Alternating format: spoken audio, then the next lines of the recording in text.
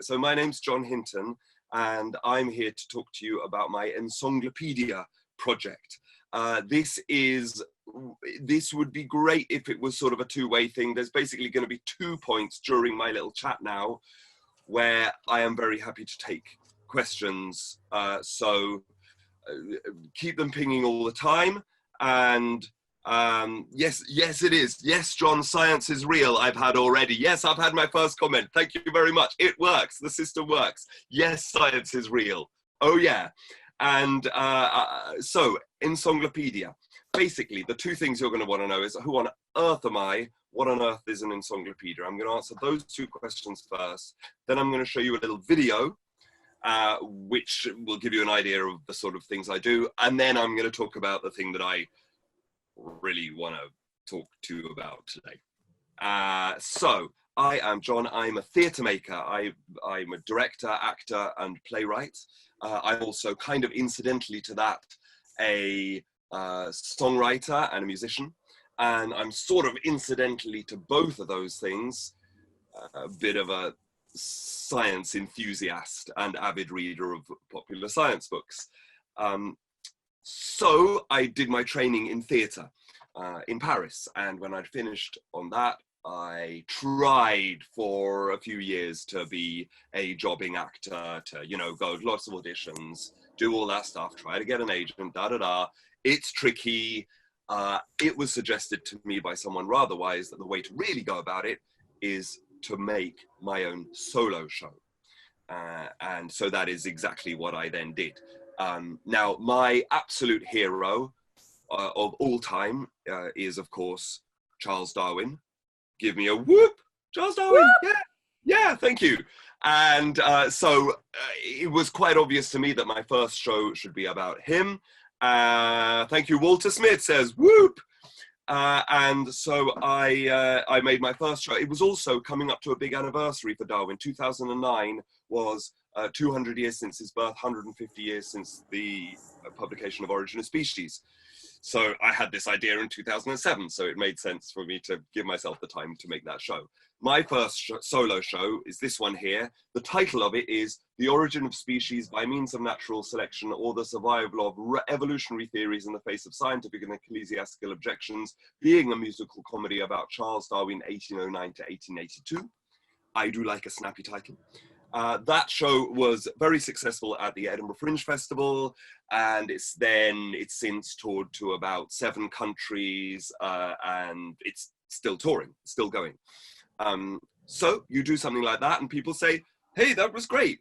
Who's your next scientist then? And I'm like, I didn't know there was going to be a next scientist, but oh, all right then, if you insist. And so I wrote Albert Einstein, Relatively Speaking, which was the second show. Again, did very well. And after 2 shows, it really has to become a trilogy. That's just the neatest way, right? So the obvious, in fact, the only possible third choice for a scientist for me to play was, of course, Marie Curie. So this is me as Marie Curie. This, by the way, is my real-life wife, Jo, playing Marie's real-life husband, Pierre. And as you can see, lots of nice reviews, awards, stars, things like that. That became my Science trilogy, which is another pun. And I've been doing this Science trilogy quite a lot over the last decade, actually. I was in Australia twice last year with a couple of these shows. Next month, I'm playing Charles Darwin 7 times. So I really need to get on with growing that beard, actually. Ah. Anyway, there is a trap that it's easy to fall into as an artist. And that trap is to continue making the same old thing over and over and over. So once you've done a trilogy, you really need to do something completely different, or you'll just be that guy, right? So I decided I still really like science. I still really like song, and, you know, let's give theatre a little rest and try for a more sort of gig format, right? So I decided to start writing Ensonglopedias. An Ensonglopedia is a collection of 26 songs, one for each letter of the alphabet. My first of these Ensonglopedias was Ensonglopedia of Science, which you can see the big poster of. There's the little poster. There's me. There's all some of the different topics I sang about. Because I thought that, hey, writing a song about science for each letter of the alphabet was just a bit easy, I decided to make it a bit more difficult for myself and to write each of these songs either in a genre of music or on an instrument, starting with the same letter of the alphabet. Okay, for example, I do my atom song a cappella, I do beatboxing Big Bang, I do a cell calypso, DNA drum and bass, etc., so on through the alphabet, right? Which was a bit too difficult. Okay, so for my next show, Ensonglopedia of Animals, which is there, that's me riding on an eagle, not at all photoshopped. I decided to scrap that really silly idea of the genres and have a little bit of a different quirk. Okay, so my quirk in the next show so I did 26 animal species as spread out as possible across the animal kingdom. And I sung them not in alphabetical order, but in phylogenetic order. That is to say, in order of how related they are evolutionarily. All right, so I start with H for human, and the next letter was A for the which is a type of primate. Then I did all of the mammals, then all the chordates, and so on, back and back and back through time, through the millions of years, according to where you meet our last common ancestor, most recent common ancestor, right? Ending with the sponge, which I'm told was the first animal phylum to have evolved. So those were my two first Ensonglopedias, Science and Animals. At this stage, I mean, it's only been, 5 minutes, but hey, I think you've probably heard enough of my voice just for the moment. So time to listen to my voice a bit more, right? Yeah. I'm going to ask Bob to cue something. He has started screen sharing. Wonderful, thank you. Here we go. Okay, yeah, hit it. Do that thing. NAA, deoxyribonucleic acid. The quokka lives exclusively down under in Australia, like most members of the infraclass Marsupialia. Deep inside of your cells are little blobby things they call organelles. An astronaut has trillions of atoms, and that's just in a single strand of armpit hair. We can harness the wind and the sun and the sea, and that way we'll begin to be fossil fuel free. Do the quantum entanglement. It goes like this. Let's go to space, man. Shame to let it all go to waste, man. Time, it's the tick-tock trickle, beat by beat, breath by breath. We've got atoms to eat, and atoms to sleep on, and atoms to drink and to breathe. Though it started out infinitesimally small, man, it was big. It was the biggest bang of all. Big bang, little bang, somewhere in the middle bang. Big bang, little bang. And so I've looked at 3 bangs of different sizes, and now I'm gonna look at why each one arises. Bang one.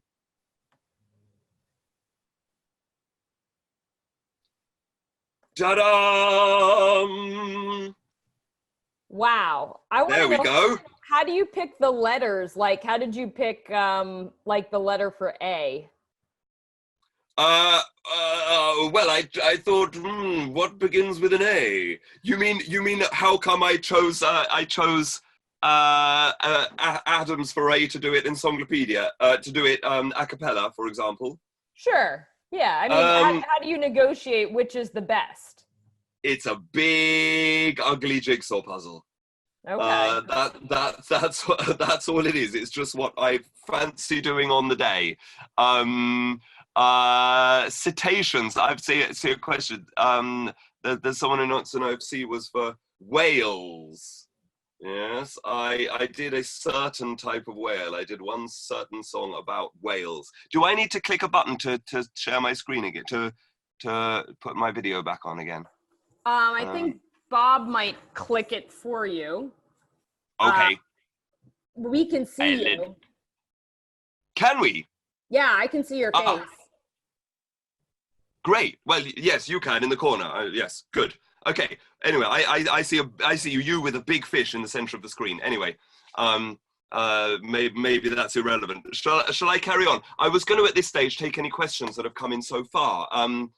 And have there been any questions so far? Oh, you can see me. Thank you, Walter, for letting me know. You look wonderful. Thank you. Eva, more quackers, she says. Now, yeah. Shall I just read? Do you want to ask me these questions, Tiffany, so that I'm not going. Sure, I can ask them to you. Questions? So we have some people that are actually really interested in whales. Can you find the whale song anywhere? And then yes, you can find it all on Spotify. If you look up on Spotify, Ensonglopedia, and my song about whales is the narwhal. So I've written a song about narwhals, and it's a very nice song, if I do say so myself. Please do have a listen to my narwhal song. If you listen to any music on Spotify, please listen to at least 30 seconds, because only after 30 seconds does the artist get paid. I didn't know that. That's actually general knowledge. There we go. General knowledge for you.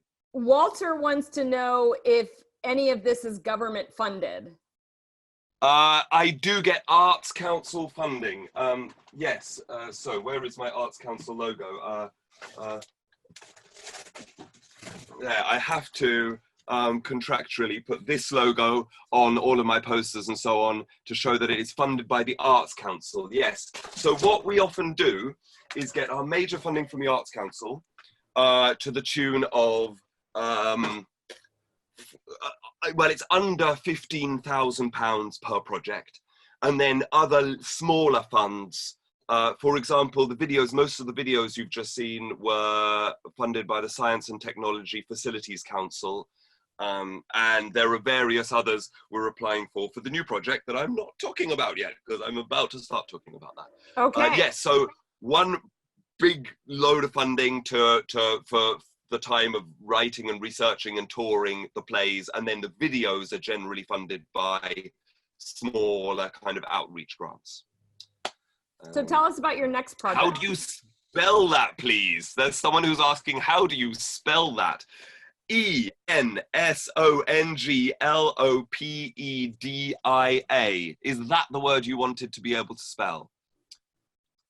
It's science. SCIENCE. Any other questions? Yes. No, I think Ava, she gave you a shout out because she's near you in England. What? Yeah. So there's a couple of people, Ava and John Chase. I don't know exactly where they live, but yeah, we have a couple people who are from England this year. Amazing. Well, I'm touring. I will come your way. Where are you, Ava? There's another question here. She's in London. Oh, London. I was in London yesterday performing this show twice.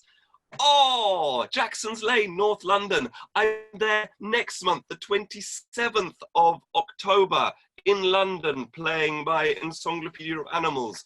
Please come and see it. She might. I think she might. If she can, I bet you she'll be there. Good. Yeah. Wonderful. Do I have any spiel with the songs or just singing? I see there is a question come in here.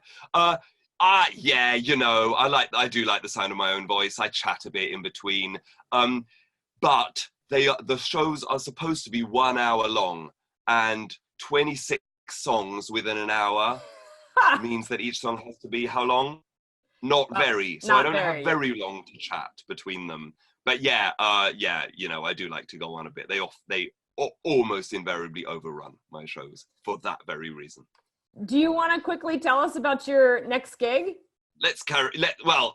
I'll carry on, shall I? I'll talk about the show that I'm writing. I'll talk about what I really want to talk to you guys about, if that's all right. Well, if there were any questions I missed, maybe you could find those, Tiffany, and I'll look down my piece of paper here, what I'm going to be talking about next. I'm about to start embarking on my 6th Ensonglopedia show. Now, I've only talked to you about 2, so I'll very quickly fill you in on the remaining 3.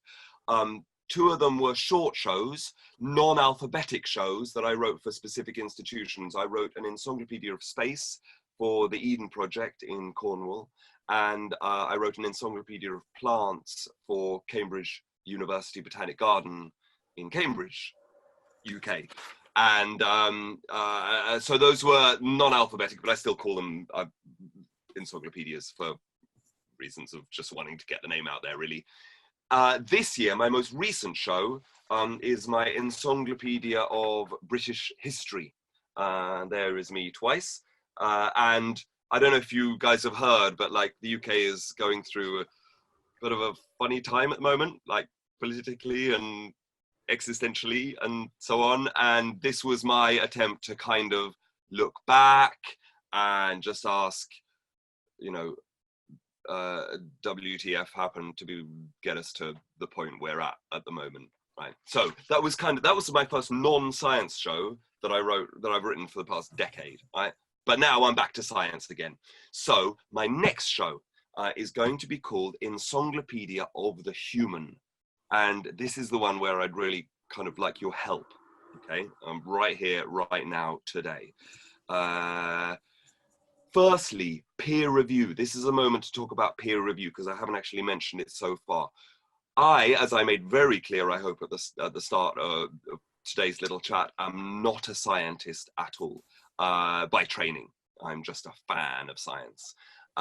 So all of my shows are fact-checked, you know, bulletproof, fact-checked by people who actually know what they're talking about. For my next show, Ensonglopedia of the Human, it will be answering the question, what does it mean to be human? In 26 different ways, one for each letter of the alphabet. In all sorts of fields, you know, sociological, anatomical, evolutionary, behavioral, psychological, etc. Yeah, and I've got a number of experts from different areas of human science, but I've never got enough. So my first question to you guys is, do you know what you're talking about in any area of human science? Or indeed, do you know someone who does?